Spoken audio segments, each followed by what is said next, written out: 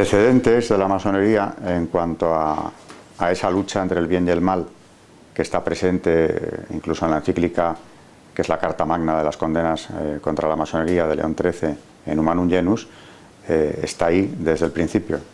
Dos amores construyeron dos ciudades. Y dice, el humano linaje, empieza diciendo, por eso se llama así la encíclica, desde su creación, habla de los dos ejércitos, las dos banderas de San Ignacio, las dos ciudades.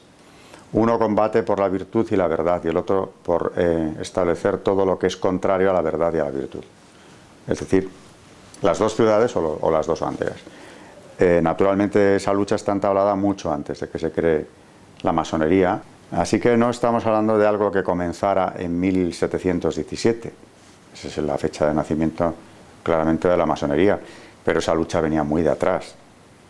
Y si hubiera que entrar en detalles, pues habría que hablar del gnosticismo, que ha estado siempre presente como una herejía del cristianismo desde los primeros siglos, que ha sido condenado reiteradas veces por la Iglesia siglos antes también de que la masonería existiera, pero ese gnosticismo va a seguir presente, está presente en nuestro mundo. Ahora mismo es sobre todo Nueva Era, una secta que viene a ser heredera directa de la masonería, la que lo ha hecho suyo. La masonería ha sido gnóstica siempre.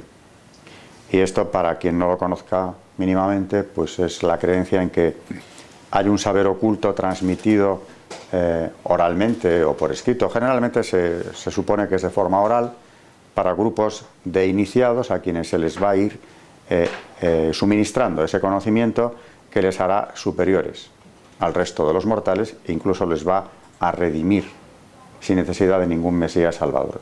El hombre se redime a sí mismo a través de unas claves esotéricas que van dando esos conocimientos gnósticos. Y el gnosticismo de origen es intrínsecamente perverso, porque otras herejías nacen del error, pero en el gnosticismo hay un claro intento de engañar, puesto que los primeros gnósticos ya sostenían que Cristo había dado dos mensajes distintos, el del Evangelio y otro más profundo para iniciados, para su círculo íntimo. Los primeros herejes en el mundo antiguo difundieron esto, llegaron a escribir incluso unos evangelios que no son ni apócrifos, por supuesto, son falseamiento del Evangelio, donde se transmitiría un mensaje que Cristo habría querido transmitir solo a un grupo de iniciados. Nada más opuesto al Evangelio, porque precisamente lo que dice el Señor es: gracias, Dios mío, le da al Padre por haber revelado estas cosas a los sencillos. Así te ha parecido bien. Es decir, que parece como que se está anticipando el Señor a lo que es el gnosticismo, a ese gran engaño que sostiene que un grupo de iniciados tendrían el conocimiento exacto de la verdad. Y el gnosticismo también es judío. Hay un gnosticismo judío, no solo cristiano, que es la cábala. La cábala sostiene exactamente lo mismo. En el caso de la cábala no es Cristo, es Moisés quien habría dado a conocer al pueblo los 10 mandamientos, las tablas de la ley, pero independientemente de eso hay otra revelación supuesta, tan imaginaria y perversa como la de la gnosis cristiana, que sostiene que también él recibió de Dios, de Yahvé, un mensaje diferente o unas claves de interpretación para llegar al fondo de la ley, para entenderla mejor, y de ahí nace la cábala, que no es más que un sistema mágico con numerología de por medio en base al alfabeto hebreo, atribuyendo a las letras del alfabeto hebreo unas claves numéricas, poder interpretar prácticamente todo. Eso es gnosis pura. Por lo tanto, no es privativa del cristianismo. La cábala, de hecho, luego la judía va a influir hasta que podamos hablar de una cábala cristiana, que también existe, pero todo ello es gnosis. Todo ello, además, suele ir mezclado de magia, de esoterismo, normalmente.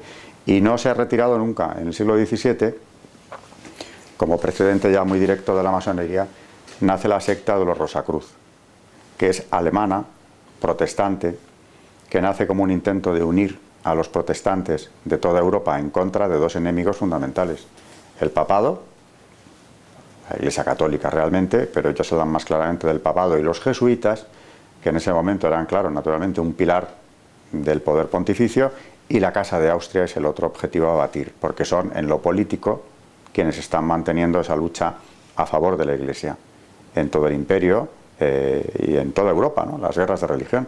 La Casa de Austria en sus dos ramas, España y la Casa de Austria en el imperio, que ya era un imperio dividido, y se trataba entonces de convertirlo en un conjunto ya completamente protestante y desde ahí irradiar ese protestantismo al mundo entero.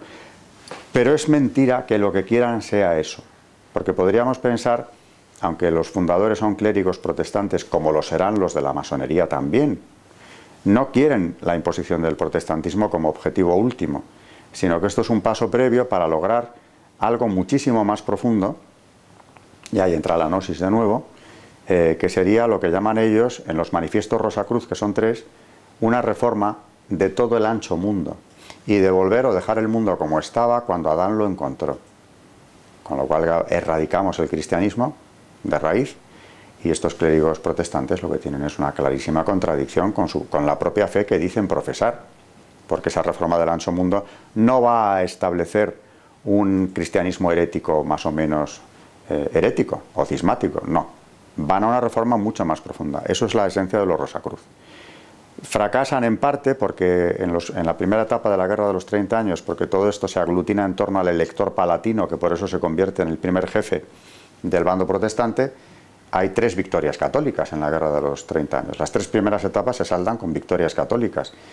Y por eso la secta de los Rosacruz, que ya había recibido influencias inglesas, es el siglo del deísmo en Inglaterra, pasa a su vez allí y se fundan sociedades Rosacruz en Inglaterra que van a tener un enorme influjo en lo cultural.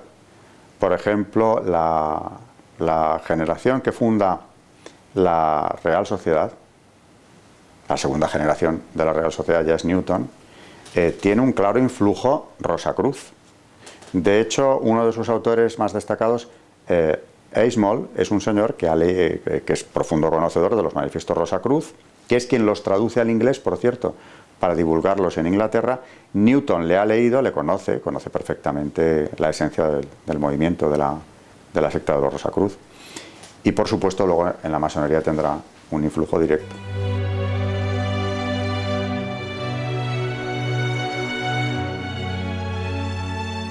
La Edad Media es la cristiandad. En Europa se identifica con la cristiandad. También hay que decir que es un periodo muy largo, dura 1000 años. Entonces hay un periodo más oscuro, naturalmente, a la caída del Imperio Romano. Gracias a la acción de la Iglesia, desde luego, se supera esa barbarie, especialmente gracias a los monjes. Y finalmente tenemos un periodo de plenitud, de esplendor de la cristiandad, que se percibe hasta en lo cultural. La Europa de las catedrales, románicas, góticas, eso es bien visible. Esa es una civilización en pleno florecimiento. Esa es la Europa también de las universidades, que nacen al amparo de la Iglesia, de las escuelas catedralicias que se habían fundado ya las primeras en tiempos de Carlomagno, e incluso siguiendo un proyecto anterior de San Isidoro de Sevilla. Lo cultural va unido a lo eclesiástico en Europa, y desde luego el fenómeno de las universidades no tiene parangón en ninguna otra civilización, no se ha dado nada parecido. Luego, no se puede presentar la Edad Media, como se ha hecho desde la Ilustración, como un periodo de oscurantismo, un periodo de tinieblas, un periodo del que se sale, felizmente, según quien defiende esta teoría, con el Renacimiento, el humanismo renacentista, en el que también habría que diferenciar un humanismo cristiano que claramente se percibe y también otro paganizante, evidentemente, que viene a enlazar con la gnosis. Pero esa devaluación o incluso condena abierta de la Edad Media como un periodo terrible que habría que superar cuanto antes, es por lo que tiene de cristiano, y esa plenitud de la Edad Media no se puede negar. Es más, sin ella, sin esa Europa ya de las universidades, no hubiera nacido el humanismo.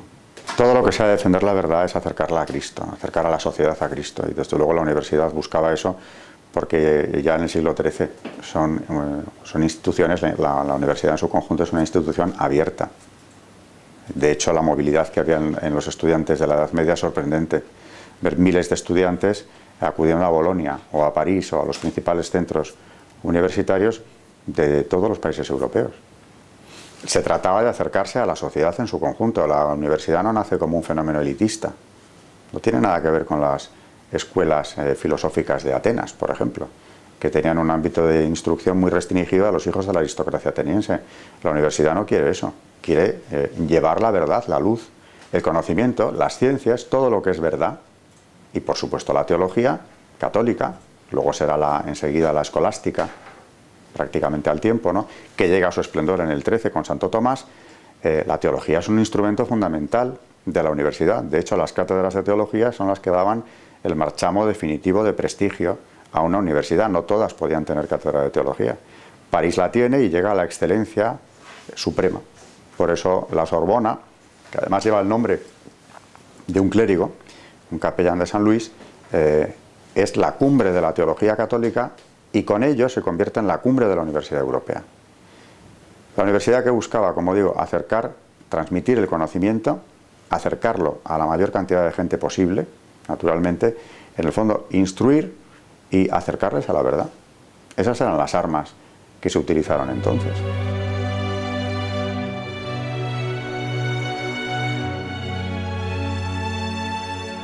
La masonería lleva mucho tiempo imponiendo ya su pensamiento como un paso previo a la consecución de sus fines.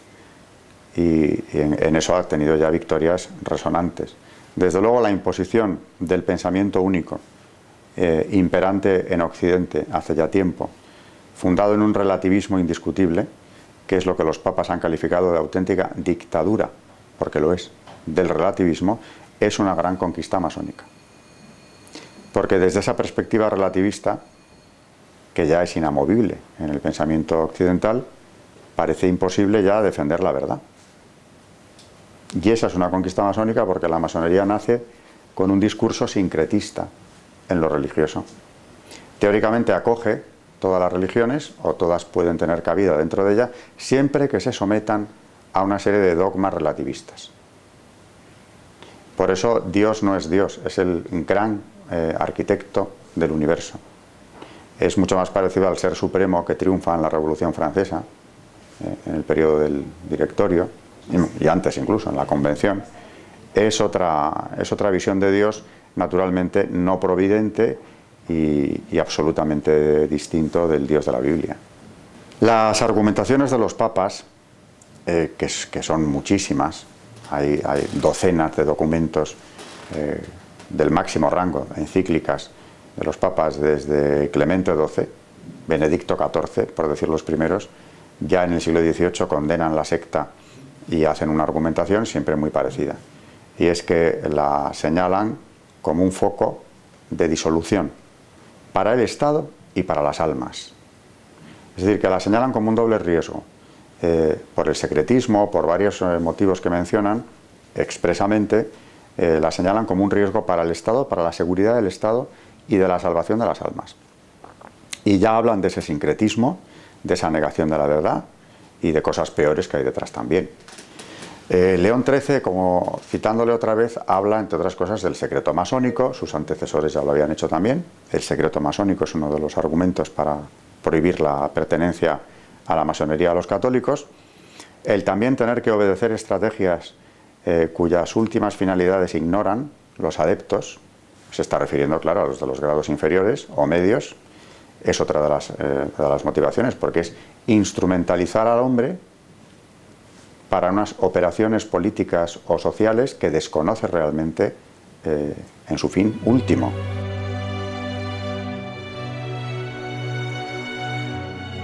Las condenas se han ido reiterando desde el siglo XVIII y además es curioso como ya el segundo papa que condena, Benedicto XIV, dice al condenar que tiene que salir al paso de los rumores que se han extendido en cuanto a que ya es posible la doble pertenencia del católico a la masonería.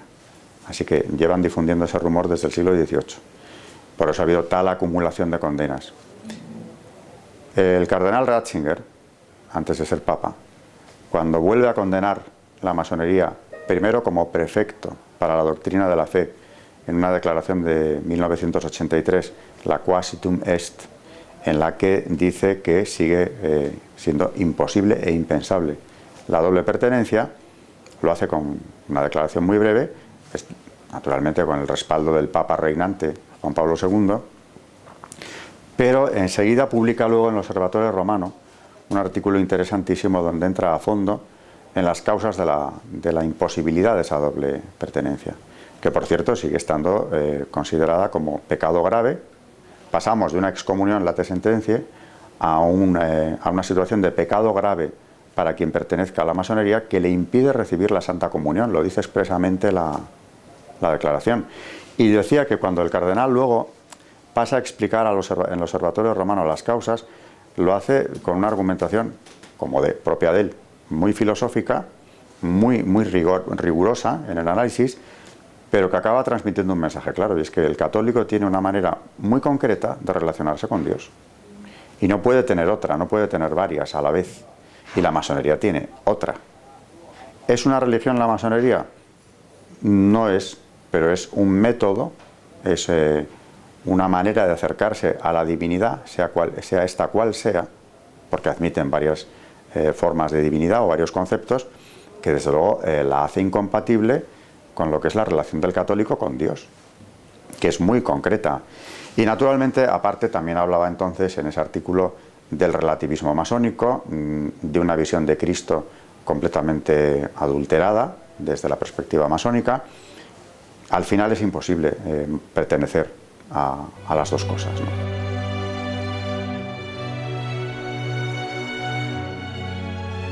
Yo he tenido con masones algún encuentro para mí muy iluminador, en el sentido de que me ha venido a confirmar en algunas cosas que yo había leído en los autores especializados en esto, sobre lo que yo seguía teniendo dudas. Me parecía imposible que en algunos rituales se llevaran a cabo estas profanaciones. Y comprendí que era cierto, porque un personaje del mayor rango dentro de la masonería española, en público, cuando alguien me hizo esta pregunta y contesté, guardó silencio sepulcral.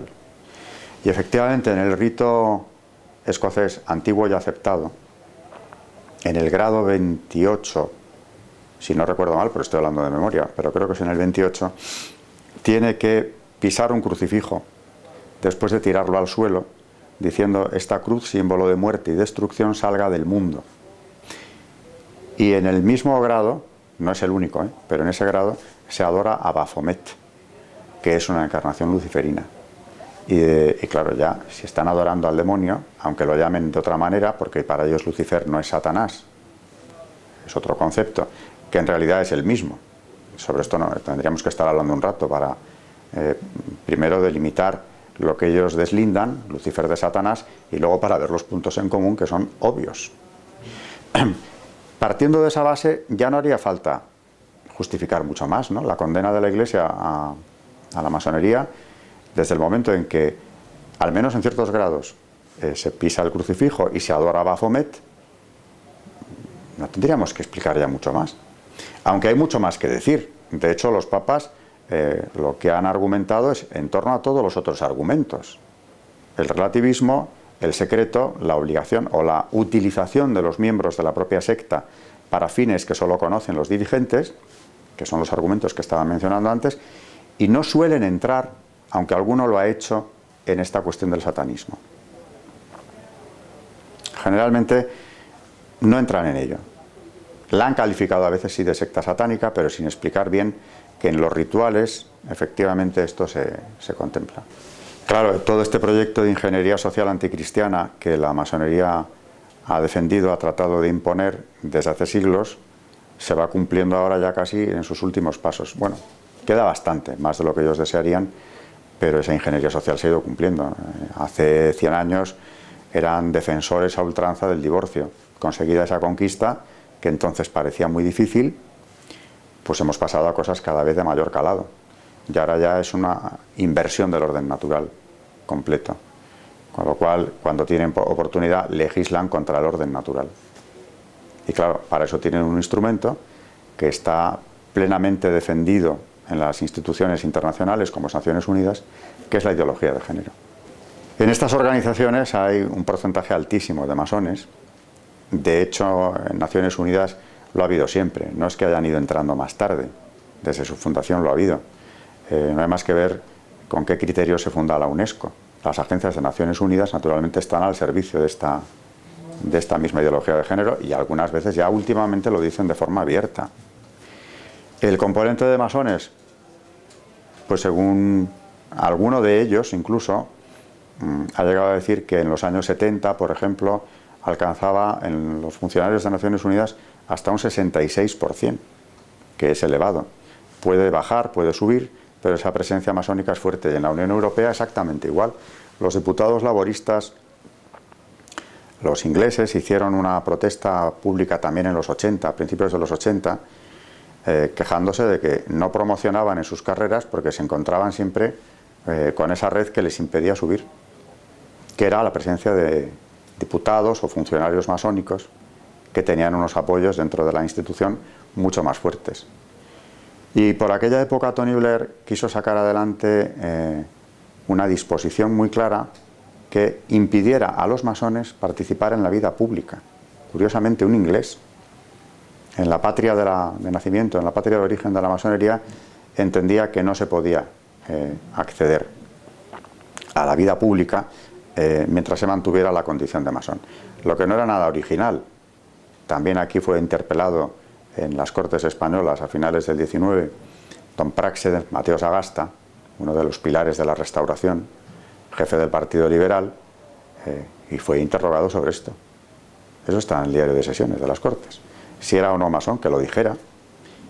Y salió por la tangente reconociendo que lo había sido, en las Cortes Españolas, el hermano Paz, de hecho era su nombre simbólico, pero que ya no lo era, vino a decir, porque al saber que estaba condenado por los papas, salió de la secta.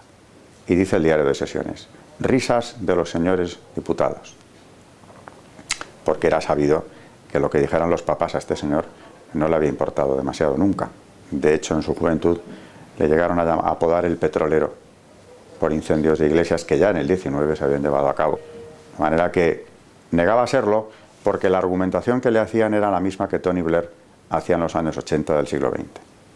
Y es que un masón tiene unas obediencias que seguir que pueden no coincidir, es más, difícilmente coinciden con los intereses nacionales.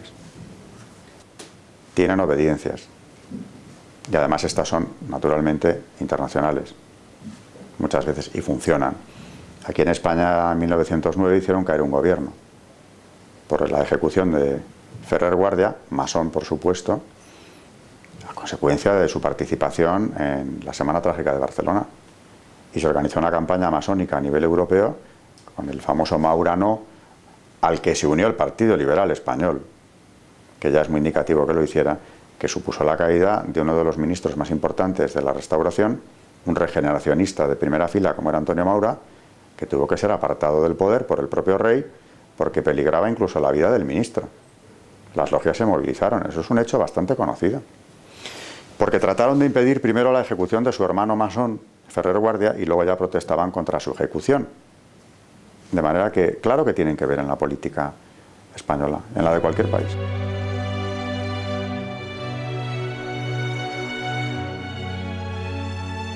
Aprovechan situaciones históricas que muchas veces han ayudado a provocar también. La propia Revolución Francesa es hija de la Ilustración, de las ideas de la Ilustración, pero es que en esas ideas y en todo el desarrollo histórico del 18 francés ya la masonería tuvo un peso grande. La Revolución naturalmente fue utilizada. Los primeros pasos que dio fueron precisamente para desmantelar la Iglesia Católica. Los primeros pasos que da. Antes de la Constitución Civil del Clero ya se han expropiado los bienes de la Iglesia. Se han prohibido las órdenes. Y luego ya la Constitución Civil del Clero, que es desmantelarla del todo, creando una Iglesia cismática sometida al poder revolucionario en contra de los sacerdotes refractarios que se negaron a seguir aquello, siguiendo lo que era además ya la decisión del Papa Pío VI, que había dicho que era imposible seguir eso. O sea que cuando han tenido ocasión han participado en revoluciones, bueno, en todas. En las revoluciones liberales están detrás de todas ellas, hasta mediados del 19 claramente. Y cuando triunfan, como ocurre aquí en el trienio liberal, hay persecución religiosa, eso no falla. Y en cuanto a las guerras, las han utilizado también cuando han podido. En el siglo XX, por supuesto, y luego ya no solamente es la masonería, son sus organizaciones pantalla, que tienen un peso grande en la política internacional. Así que hay que hablar de masonería. No se puede decir que todo esto sea masonería sola, sino son también sus compañeros de viaje, sus socios, digámoslo, la trama masónica, en definitiva.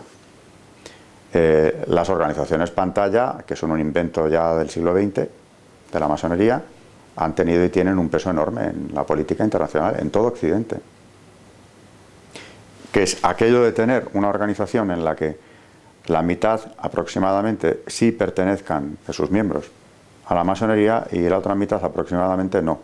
Con lo cual abren el abanico de poderse relacionar o introducir en la organización a otras personas que les interesen por lo que sean, siempre y cuando éstas, claro, se plieguen a participar o tomar parte en ese proyecto de ingeniería social anticristiana. Si son dúctiles en ello, pueden formar parte de esas organizaciones, sin la menor necesidad de haberse iniciado en una logia nunca. Y estamos hablando del Club Bilderberg, por ejemplo, pero también del CFR norteamericano, que tiene un poder sobre la vida política estadounidense total, o por lo menos altísimo poder. Y el Club Bilderberg exactamente igual a nivel internacional. Luego hay que ver quién lo funda, quién lo financia, son los mismos, prácticamente, salvando las distancias en el tiempo. El CFR americano se crea ex novo en 1919, pero ya utilizaba a masones de la Tabla Redonda, otra organización pantalla de la masonería anterior, y aprovechando la Conferencia de Paz de Versalles, al finalizar la Primera Guerra Mundial, ya se crea este organismo, que en Inglaterra tiene una variante, pero es el mismo organismo, el Real Instituto, y el CFR es en Estados Unidos. Y el Bilderberg se funda más tarde, ya en los años 50, pero la financiación y los grandes apoyos de un organismo y del otro son los mismos, especialmente destacando la familia Rockefeller, naturalmente, que es una fuente de financiación de estas organizaciones pantalla y que tiene su propia logia en Nueva York. La Gran Logia Rockefeller es una logia la más elitista, por cierto, de orientación esotérica luciferina.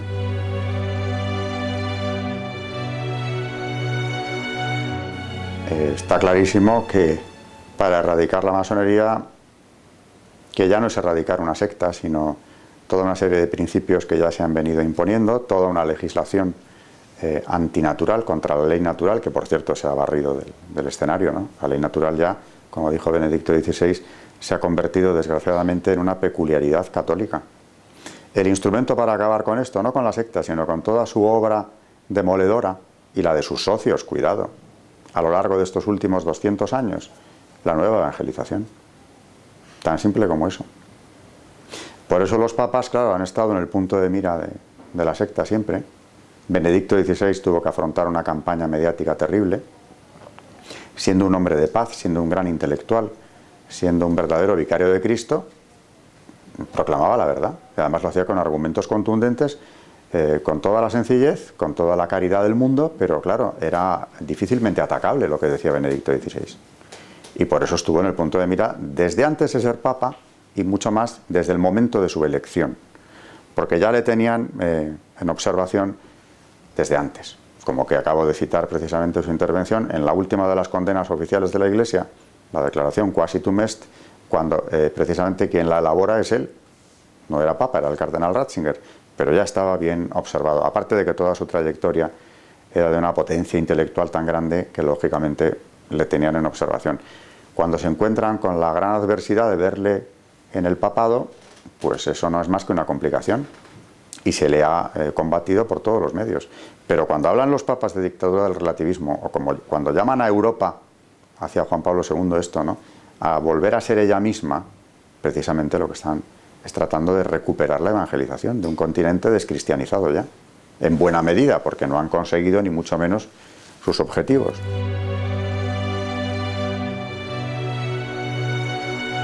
Eso lo han intentado siempre, porque naturalmente es mucho más sencillo acabar con algo si estás en la ciudadela, en el reducto que defiende la institución, que hacerlo desde fuera, de manera externa. Lo intentaron durante todo el siglo XVIII, por eso se persigue y luego se disuelve la Compañía de Jesús. No es una operación exclusivamente masónica, cuidado, tampoco, pero tuvieron parte muy activa los masones en esto. Y una vez demolida la Compañía de Jesús, el papado ya fue una presa fácil. Y aún así, ya en el 18 se dio infiltración, en el 19 más, bastante más, en el 20 va más, es un fenómeno que va más. Probablemente Pablo VI, cuando habló del humo de Satanás, que era perceptible ya dentro de la Iglesia, dijo, por alguna rendija se ha colado el humo de Satanás, estaba hablando de esta infiltración. El mal había entrado, ¿no? Él tuvo conocimiento de una lista publicada por un periódico por un periodista llamado Pecorelli, que lleva su nombre, la lista Pecorelli, donde hacía una relación de clérigos de la Iglesia Católica pertenecientes a la masonería, empezando por Monseñor Bugnini, que estaba también en el punto de mira de varios cardenales por la reforma litúrgica que estaba haciendo en aquel momento. Se le investigó, lo hicieron los carabinieri, y lo que se le va a reducir es que no solo Bugnini, que fue trasladado a la nunciatura de Teherán, que es como si te mandan a la luna, efectivamente, por Pablo VI en cuanto tuvo conocimiento de aquello, sino otros muchos clérigos también. Nunca la Iglesia ha desmentido esa lista. El autor de la lista murió asesinado a tiros en la puerta de su periódico, pero esa lista se ha publicado más de una vez y nunca el Vaticano la ha negado. Luego, si atamos cabos, la lista se publica, no hay desmentido, ya este señor, que era el que encabeza la lista, lo mandan a Teherán y se disuelve su consejo, el que presidía él, eso indica bastante, ¿no? Y por esas fechas se produce la declaración de Pablo VI del humo de Satanás.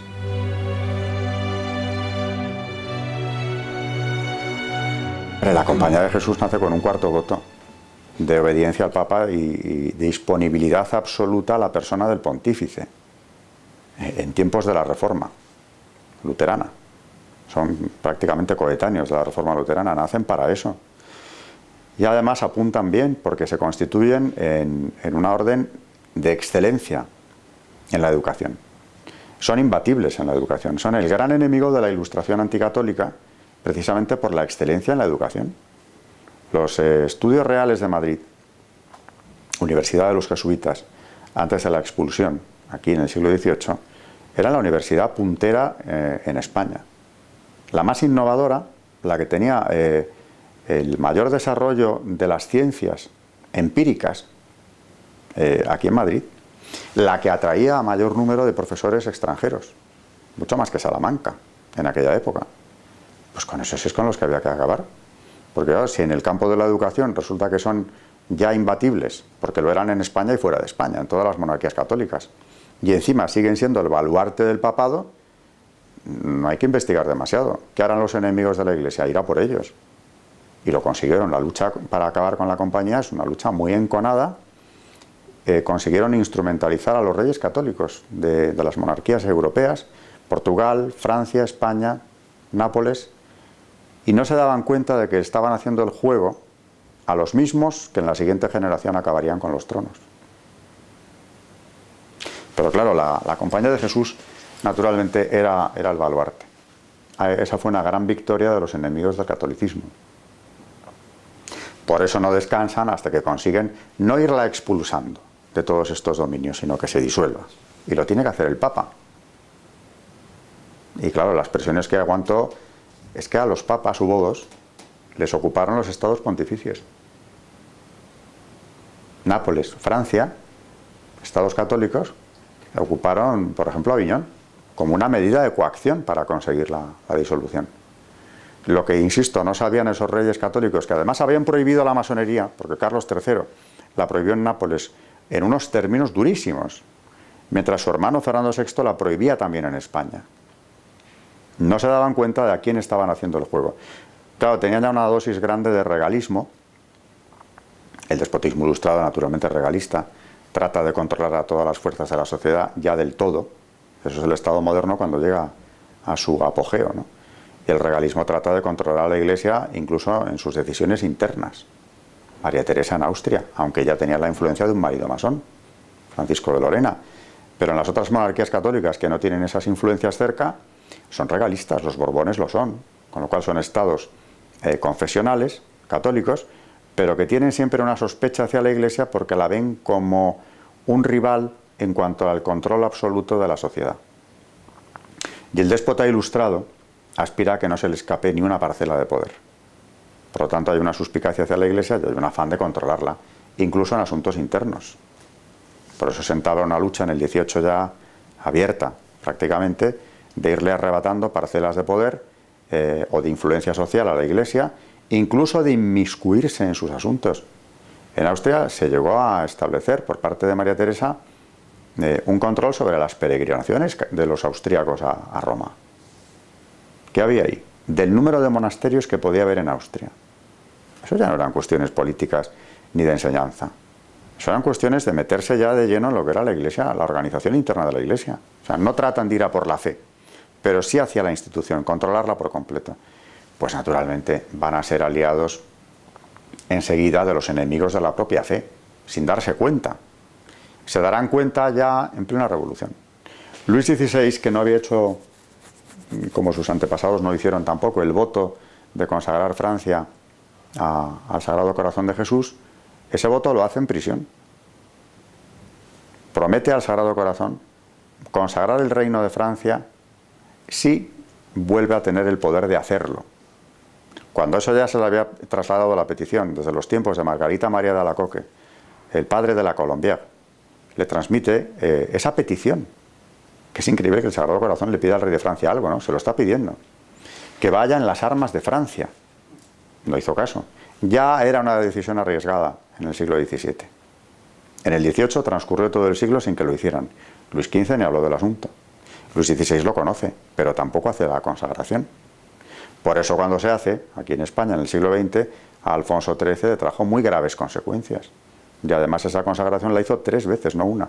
Conocemos la del Cerro de los Ángeles, el año 19, pero ya lo había hecho 2 veces antes. En el año 11.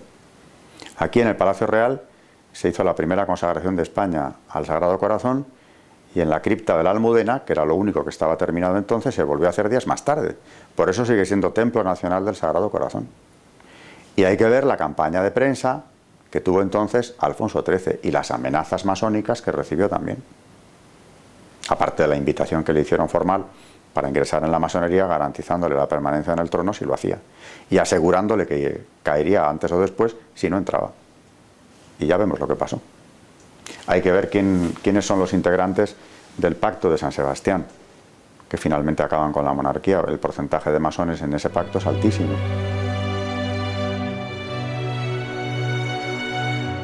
Es decisivo. A la hora de propagar lo que es ideología de género, tienen estrategias clarísimas. No hay más que poner la televisión para verlo, ¿no? Y la ideología de género, hoy en día, el que se atreva a ir en contra de alguno de sus aspectos, pues se expone a una descalificación total. Y no descartemos que dentro de poco a una condena judicial. Ir hoy contra la ideología de género es exponerse precisamente a eso. Esa es la dictadura del relativismo. Le han dado la vuelta por completo a la situación. Porque, naturalmente, si se defiende que el matrimonio entre personas del mismo sexo es exactamente equiparable, bueno, se defiende, se ha establecido ya, al de una pareja heterosexual, la moral sexual es ya absolutamente indefendible, es el vale todo. ¿Qué límite se le pone a la... ¿Puede haber una moral sexual ya después de la implantación de la ideología de género? No. Eso queda al libre albedrío de cada persona, entienda su sexualidad como quiera, y además se le ha dado a la sexualidad un protagonismo casi prioritario a la hora de presentarla como el instrumento de realización plena de la persona, viviendo su sexualidad como le parezca, incluso incitando en el colegio a los niños a una sexualidad completamente aberrante y precoz.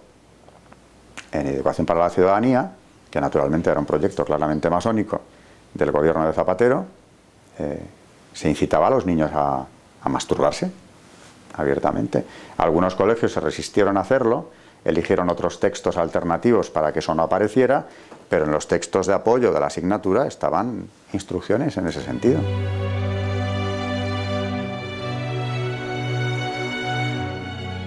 El año pasado, en el mes de mayo, se autorizó una misa satánica en el campus de la Universidad de Harvard.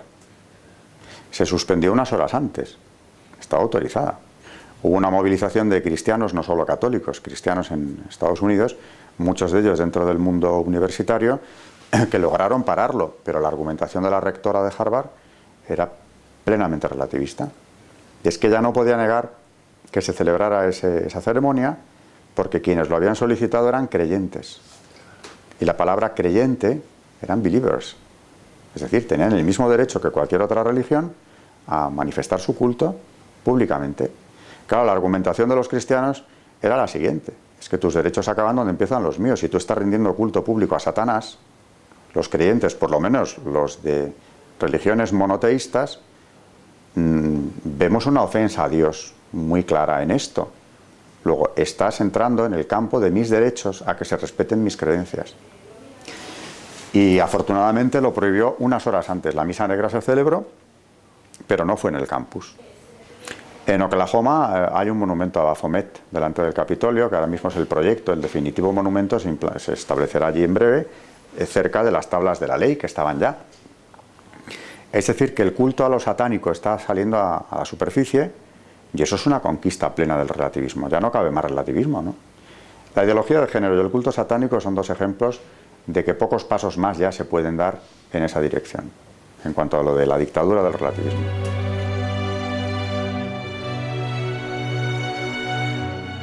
La juventud no tiene ninguna culpa de lo que le está pasando. Si no tienen, sobre todo, el apoyo en sus familias de una formación sólida, pues lo que perciben desde que van al colegio, desde que van a la universidad, es precisamente ese relativismo. No digamos en casa, si los padres están encima, ponen la televisión y que ven relativismo 24 horas al día, hasta en la publicidad. O sea, está en todo ya. La verdad con mayúsculas está ahí. Luego, tampoco hay que buscar muy lejos, ¿no? Es la fe que ha sido común, en el caso nuestro, a los españoles, hasta hace muy poco.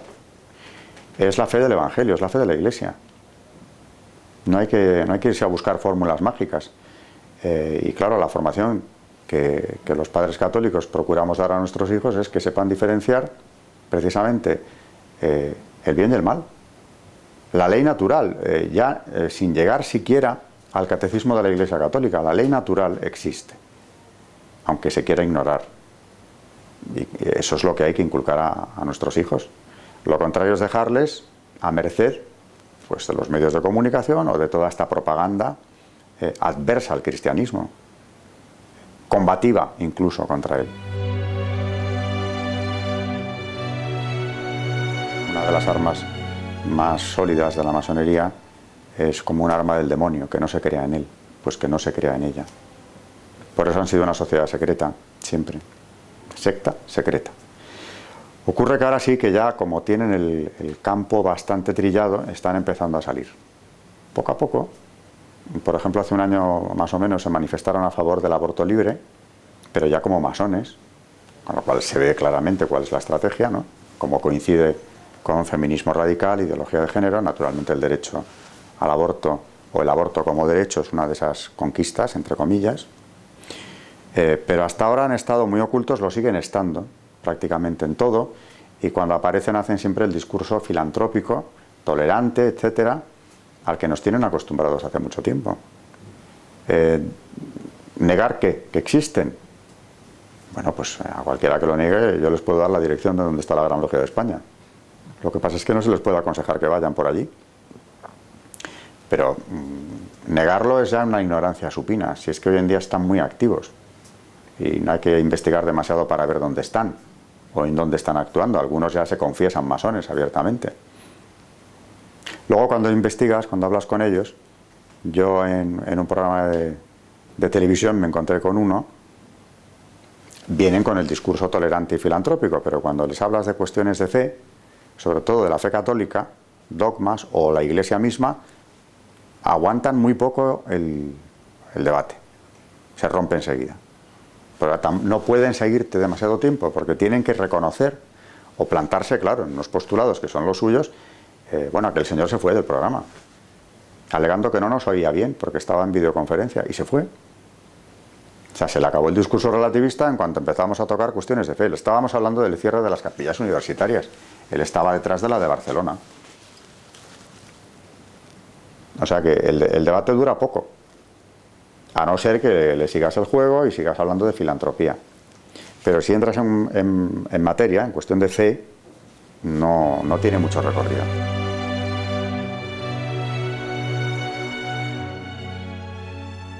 Hay algunas obras muy divulgativas hoy en día, como es, por ejemplo, la de un masón arrepentido a raíz de una conversión al cristianismo católico o de una vuelta a la fe del cristianismo católico a raíz de un viaje a Lourdes con su mujer.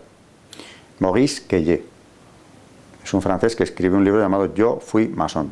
Era un médico que practicaba abortos. Le amenazaron de muerte dentro de su propia logia cuando empezó esta evolución, y la dejó Y hoy, aparte de su libro, ha dado conferencias donde ya claramente ha revelado incluso el satanismo que hay en la masonería.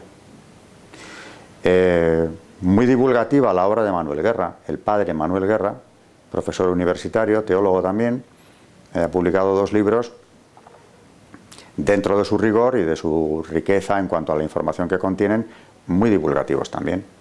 Masonería, religión y política ha sido el último que presentó, creo que hace 2 o 3 años. Tiene otro anterior, que es la trama masónica. Viene a completar, el segundo a completar el anterior, son prácticamente, no el mismo, pero muy similares. Yo recomendaría estos. La masonería invisible de Ricardo de la Cierva, que es un autor también que ha investigado la masonería durante muchísimos años y la conoce bastante bien. Eso es lo que puede informar a un joven sobre lo que es. Luego hay otras muchas obras, naturalmente, que hacen la labor contraria, ¿no? Naturalmente siguen prestándole a la masonería ese ropaje de tolerancia, de apertura al otro, etcétera. El mensaje filantrópico positivo que pueden encontrar en la masonería, y naturalmente eso yo no lo voy a aconsejar, porque no es verdad. Yo siempre digo que cada uno tiene que hacer lo que puede, y donde está, en el ámbito de actuación que tiene, hacerlo. Yo he tenido algún alumno que ha venido a verme para hablar de este tema. Algunos tenían una presión familiar para entrar en la secta. Pero claro, ellos en el fondo lo rechazaban, por eso venían a verme, buscando argumentos para no entrar o convencer a su familia de que no era una buena idea. Y algunas de estas familias tenían conexión con la masonería, lo encontraban un buen apoyo para este chico. A eso hemos llegado. Es decir, la misma familia que le mandó a un colegio religioso y luego a una universidad católica, llegado el momento, piensan que es muy bueno introducirle en la secta. Pero hace poco me escribió un correo un alumno mío que tuve hace tiempo, de estos que también habían venido a verme, en el que me decía que después de aquella conversación, evidentemente él ya estaba muy alertado, pero estaba pensando en entrar él mismo por su propia voluntad en la masonería, y tuvimos una conversación bastante larga en este despacho, en la que terminé aconsejándole que se fuera a rezar ante un sagrario y le pidiese luces ante ese paso que iba a dar. Y no supe más de él, hasta que me escribió hace algún poco tiempo para decirme que no había entrado y que aquella conversación le había cambiado la vida. Había vuelto a la fe, me decía, con una enorme alegría, y estaba yendo a misa siempre que tenía ocasión, no solo los domingos. Y claro, cuando lees eso, por una persona que te escriba eso, merece la pena haber hablado del tema todo el tiempo que le he dedicado.